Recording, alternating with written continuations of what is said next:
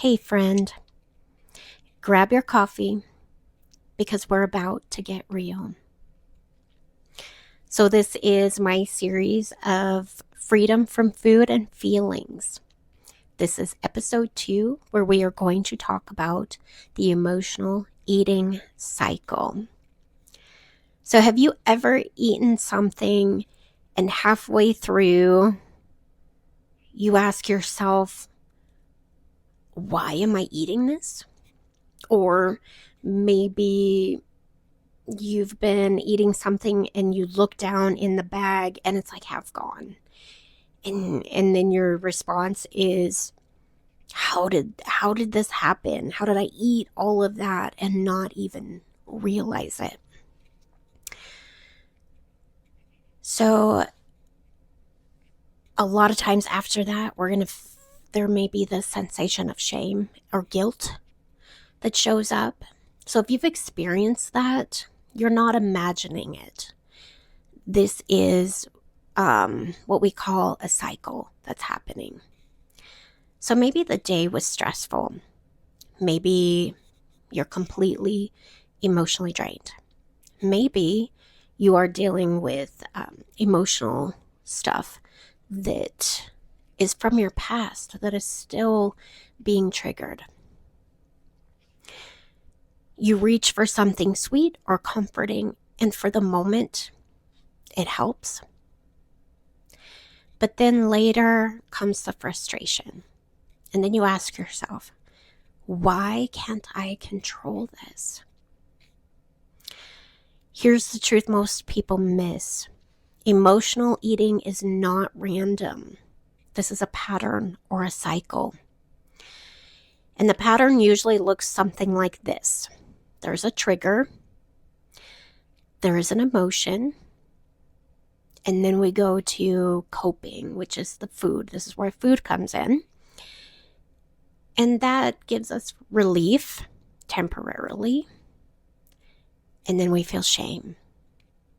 And then that pattern or that cycle repeats itself. Where there's a trigger, there's an emotion, there's food, there's relief, and then shame. And we do it over and over and over again. And the mistake most of us make is we try to address just the food issue. That's all we look at. All of my life, I have looked at the food and kept saying, how come I cannot figure this out? Why can't I stay away from that? But the real key is understanding it's not about the food. It's the trigger. Your trigger is the moment something emotional happens. Could be stress, could be loneliness, boredom, exhaustion, conflict. When you start noticing these moments, you begin breaking the automatic cycle. Because it really does become automatic when we've done something so many times over and over and over. It becomes a cycle. It becomes automatic. You don't have to think about it. You just do it. So this week, try something simple. When you notice the urge to eat emotionally, pause and ask yourself 2 questions. The first one, what just happened today to where I want to cope with food? And then the second question is, what emotion showed up? What emotion am I sensing and feeling? That tiny pause creates awareness, and awareness creates choice. This is powerful, my friends, because when you have that ability to be aware and make a choice, you are breaking that cycle of autopilot. One of the beautiful things about our faith in God is that we don't have to face emotional pain alone. Instead of immediately reacting with food, try inviting God into that moment. A simple prayer could be, God, help me understand what I am feeling. And I want to share a scripture with you that I think is perfect. And it's 1 Corinthians 4:5. He will bring to light what is hidden in darkness and will expose the motives of the heart. Isn't that awesome? God is all about the heart. And when we ask for wisdom, when we ask God, what am I feeling? What is in my heart? What is going on? He's going to reveal whatever is inside that hurt, that loneliness, maybe just feeling like you're not enough, whatever it may be, he's going to bring it to light. It might hurt because you may not have known that was there. His intention is not to hurt us. But in order for it to heal, it has to come to the surface. It has to come to the light. So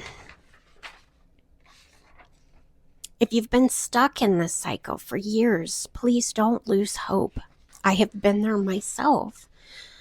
But here's the thing, patterns can change. We can change that pattern that we've been doing for years to do something else. But they change through awareness, not shame. We're not going to change things by shaming ourselves and making ourselves feel worse. So, what situation most often triggers emotional eating for you? I want you to think about that as you go through this week. Become more aware, because with awareness brings choice. Become more aware of what situation most often triggers your emotional eating. And remember, you're not broken. You are learning to heal. And God is with you every step of the way. And in our next episode, we will learn about the 90-second pause that changes everything.